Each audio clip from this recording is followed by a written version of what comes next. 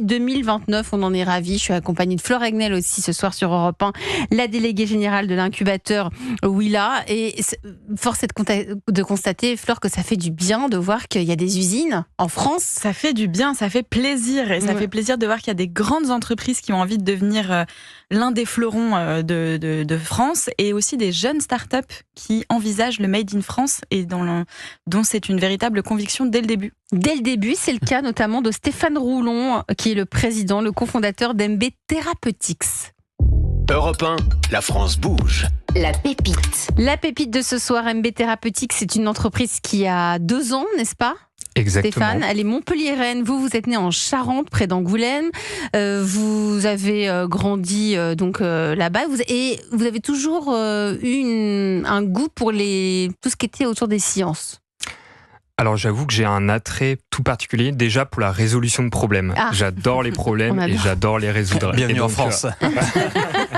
Et donc c'est tout particulièrement du coup en sciences que je travaille ce sujet de la résolution de problèmes, et j'y ai pris goût au fur et à mesure des études. De vos études d'ingénieur. Et de ma carrière professionnelle. Études d'ingénieur avec une option pharma, l'école des mines d'Albi. On s'est bien raconté un peu les parcours. Et puis vous avez d'ailleurs été chez Sanofi pour votre thèse. Exactement. C'était sur quoi votre thèse ? Alors j'ai notamment travaillé sur le sujet de l'impression 3D de médicaments. Ça démarrait déjà. On va en parler. Mais oui, parce que vous êtes jeune, vous avez 32 ans. Bah justement, vous êtes parmi nous ce soir sur Europe 1, c'est parce que vous, pendant que vous faisiez vos études et votre thèse, vous avez déjà commencé à plancher sur ce sujet de l'impression 3D. Exactement. Et comment vous est venue l'idée alors ? Après, vous allez pitcher. Alors en fait, l'impression 3D de manière générale, ça existe depuis un certain temps sur différents différents marchés, et donc c'était tout naturel dans l'industrie pharmaceutique où on a besoin de flexibilité, de tester la technologie d'impression 3D pour voir si ça peut répondre à la production de médicaments sur du développement de nouveaux médicaments. Et c'est donc dans le cadre de mon expérience dans l'industrie pharmaceutique que j'ai testé et développé cette technologie. Voilà, vous allez nous la pitcher pour qu'on comprenne vraiment de quoi vous parlez. MB Therapeutics, c'est quoi, Stéphane Roulon ? On vous écoute, c'est à vous. Alors déjà, pour commencer, il faut savoir qu'il y a 240 000 pharmacies hospitalières et pharmacies de ville qui produisent tous les jours, en ce moment, des médicaments pour répondre aux besoins non pourvus par l'industrie pharmaceutique. Et ces productions de médicaments, elles sont faites de manière manuelle, en broyant des poudres, les mélangeant pour produire des gélules ou des suspensions liquides. Et dans ce contexte-là, avec MB Therapeutics, on propose une solution clé en main de production de médicaments personnalisés. Et pour ce faire, c'est très simple. On peut imaginer comme une machine à café Nespresso.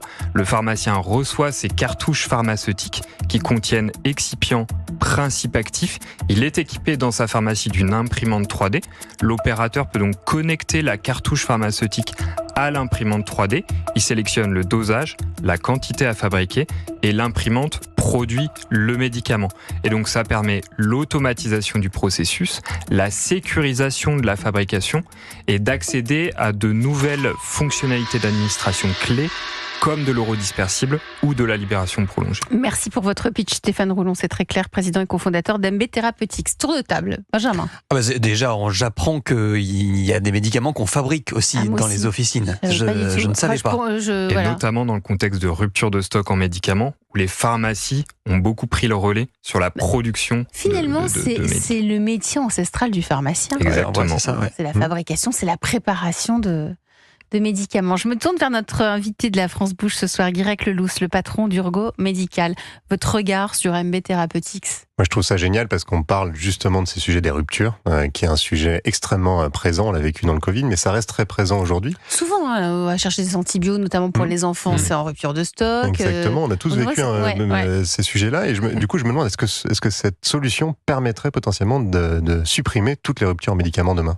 Alors c'est une solution qui contribue très clairement à la souveraineté industrielle nationale, parce qu'en fait on augmente la capacité de production des pharmacies en faisant ça. Donc il faut avoir en tête que ces sujets de rupture de stock, ça surcharge vraiment la capacité de production des pharmacies, et donc en amenant un outil de productivité dans ces pharmacies, naturellement déjà juste par ce biais-là, on augmente en fait la capacité de production. Donc c'est révolutionnaire, et cette révolution peut avoir lieu grâce à l'impression 3D. Et là, on vient au sujet.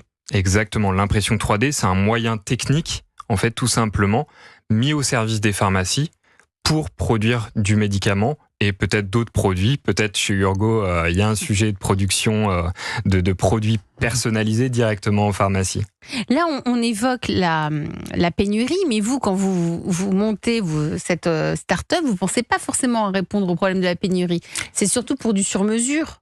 Parce que vous avez dit dans votre pitch, ça répond aux besoins non pourvus par l'industrie pharmaceutique. Le premier marché qu'on adresse sur ce marché de la préparation pharmaceutique, c'est les produits fabriqués en pharmacie tous les jours en ce moment. D'accord. Ça, c'est le premier moyen d'amener la technologie dans les pharmacies. Et en effet, il y a des sujets qu'on travaille, le sujet des ruptures de stock, qu'on travaille d'ailleurs en partenariat avec un certain nombre d'établissements hospitaliers, justement pour proposer des solutions directement aux pharmacies. Flore Egnel, vous êtes la coach de ce soir sur Europe 1, qui est habituée, Flore, je le rappelle, aux startups. Elle les accompagne, elle les consolide parce qu'elle est déléguée générale de l'incubateur Willa. Flore. Oui, moi je disais en début d'émission que j'étais impressionnée et je suis vraiment impressionnée par ce que vous avez réussi à faire et ce que vous voulez faire, parce que l'impression 3D effectivement apporte c'est une des réponses possibles sur un marché qui n'est pas forcément adressé avec l'impression 3D aujourd'hui. Vous répondez à un vrai besoin sociétal sur la rupture de stock, sur la personnalisation des médicaments.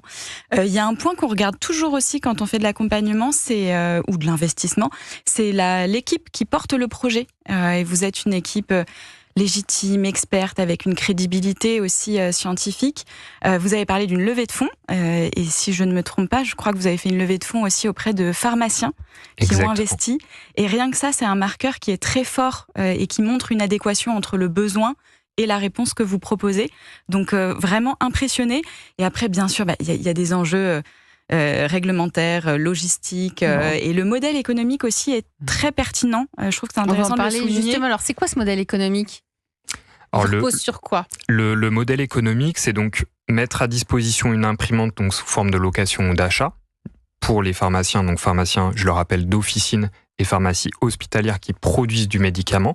Et après, au niveau de la cartouche pharmaceutique, donc on n'est pas très innovant sur la manière de les vendre. On les vend à l'unité ou sous forme de lot pour permettre aux pharmaciens de les stocker et de les mettre en œuvre au fur et à mesure du besoin de production. Flore le disait, vous avez levé des fonds récemment. Exactement. Combien ? On a mobilisé 2,5 millions et donc ça on l'a fait notamment avec des pharmaciens qui font des productions de médicaments tous les jours et qui voient ces problématiques marcher et qui identifient que l'impression 3D c'est un sujet qui va leur permettre d'apporter de meilleurs traitements à leurs patients. Donc ça, c'est un élément clé. Et cette levée de fonds nous a permis de mettre en place un atelier de production pour produire ces cartouches pharmaceutiques qu'on va commercialiser début 2027. Alors, ce qui nous fait plaisir aussi, parce qu'on était avec Guirec Lelousse qui nous a donc annoncé cette ouverture d'une 5e usine Urgo dans la Loire pour 2027, c'est ça, c'est que vous, à votre échelle aussi, vous êtes en train de tout faire fabriquer en France. Exactement. L'imprimante est fabriquée en France et les cartouches pharmaceutiques sont fabriquées en France. C'était important pour vous ? C'est important, c'est clé. Ça a été évoqué à juste titre. Pour ce type de produit innovant, on a besoin d'experts sur le sujet. Et donc en France, on est quand même très bien positionné pour agréger les meilleurs autour d'une table et faire des produits innovants. Si vous êtes parmi nous ce soir sur Europe 1, Stéphane Roulon pour MB Thérapeutique, c'est aussi parce qu'il y a des besoins, et Flore a étudié les besoins de MB Thérapeutique. Parmi les besoins, c'est quoi en fait la priorité pour vous ? Alors, les sujets de commercialisation, c'est toujours un sujet, notamment dans l'industrie pharmaceutique. Donc, on a des plans très précis, mais c'est toujours intéressant d'avoir des retours extérieurs sur quelles sont les bonnes pratiques de commercialisation d'un produit pharmaceutique, notamment sur le marché US, qui est, ça a été évoqué, un des gros marchés de MB Thérapeutique. Dessus ou pas encore ? On l'étudie, on prépare des plans, mais on se positionnera aux US en 2029. Et il n'y en a pas encore aux États-Unis ? Ce type d'entreprise existe déjà aux États-Unis ou pas encore ? Il n'y a pas d'entreprise qui propose des solutions de production décentralisées comme on le fait. Par contre, il y a une énorme pratique de la production de médicaments directement en pharmacie. On voit ces piluliers fabriqués directement en pharmacie. Il y a une énorme pratique, beaucoup plus développée qu'en France et en Europe. Floregnel, alors comment pouvons-nous aider ce soir Stéphane Roulon pour MB Therapeutics? Quels sont les conseils que vous pourriez donner pour répondre aux besoins de la start-up? C'est une excellente question. Et il y a beaucoup de choses. Il y a beaucoup de choses et je suis pas sûre d'arriver à apporter une solution. Mais peut-être un regard externe aussi par rapport à des entreprises qu'on peut accompagner et ce qu'on a pu voir sur le marché. Moi, spontanément, j'aurais dit que ça pouvait être intéressant de prioriser des marchés pilotes où le cadre réglementaire était le plus proche de celui de la France. Est-ce qu'en Europe, ça facilite aussi de regarder des pays où il y a de l'innovation hospitalière aussi, où les pays sont plus friands de cette façon de développer? Est-ce que la Belgique, l'Allemagne, les Pays-Bas, après bien sûr les US, alors c'est plus loin, mais c'est un marché qui est friand aussi des innovations dans le secteur de la santé. Donc bien sûr que c'est un marché à regarder. Après, je me suis dit, est-ce que ça pourrait être intéressant de nouer des partenariats locaux avec des clusters de l'accompagnement ou des organismes comme Business France, par exemple. Je sais que vous êtes lauréat France 2030, donc ça peut aussi permettre d'ouvrir des marchés, peut-être des marchés aussi sur des financements qui peuvent aider dans le développement de MB Therapeutics. Et après, est-ce que d'envisager des collaborations avec des distributeurs d'équipements pharmaceutiques, avec des contrats d'exclusivité ou pas sur des marchés très locaux, est-ce que ça pourrait permettre de potentiellement tester un marché et un développement? Qu'est-ce que vous en pensez? Hyper intéressant et c'est toujours un plaisir d'échanger sur le sujet du médicament personnalisé. Tout ça, ce qui a été évoqué, c'est des sujets forcément qu'on réfléchit, qu'on articule dans le temps, parce que c'est aussi ça qui est clé, c'est de phaser les choses et de les avancer proprement. Donc en effet, Business France, on est en train d'échanger justement avec Business France. On échange aussi avec des distributeurs pour voir la meilleure manière de positionner notre solution, tout particulièrement sur des pays en dehors de la France, que la France, c'est un marché quand même qu'on connaît très bien, sur lequel on est en train de monter un certain nombre de partenariats, notamment avec des hôpitaux. Donc oui, pour les sujets hors de France, c'est des choses qu'on regarde. Benjamin. Peut-être un lien avec Urgo Medical. Est-ce qu'on est capable d'imprimer des pansements ou d'imprimer des compressions? Est-ce que c'est possible? Moi, je pose la question à Guirec. Est-ce que ça peut être intéressant? Et est-ce qu'il y a des pénuries? Mais je crois qu'il a quelques usines, mais bon. Il paraît. Exactement. On fait tout justement pour assurer la production dans nos usines. Donc, je ne sais pas si la technologie d'impression 3D pourrait fonctionner, mais c'est une bonne question. Ça s'étudie. En tout cas, techniquement parlant, la technologie peut permettre éventuellement de le faire en fonction du matériau mis en œuvre. Après, ça dépend de l'application. Qu'est-ce que, Stéphane Roulon, quels sont les médicaments, pour quel type de pathologie vous utilisez le plus votre technologie, votre innovation? Alors nous, on est agnostique sur l'ère thérapeutique et sur le type de patient. On regarde vraiment frontalement qu'est-ce que produisent les pharmacies. On priorise des molécules, on les développe et on les propose aux pharmaciens. Les molécules donc ça va. Alors il y a beaucoup quand même de molécules en pédiatrie, parce qu'il faut avoir en tête que les suspensions liquides vont contenir des fois des excipients à effet notoire et parfois contre-indiqués, et les gélules peuvent pas être avalées par les enfants. Donc dans ce cadre-là, on est souvent sur là en fait, on développe des orodispersibles, soit donc dans un très petit volume d'eau, soit directement dans la bouche.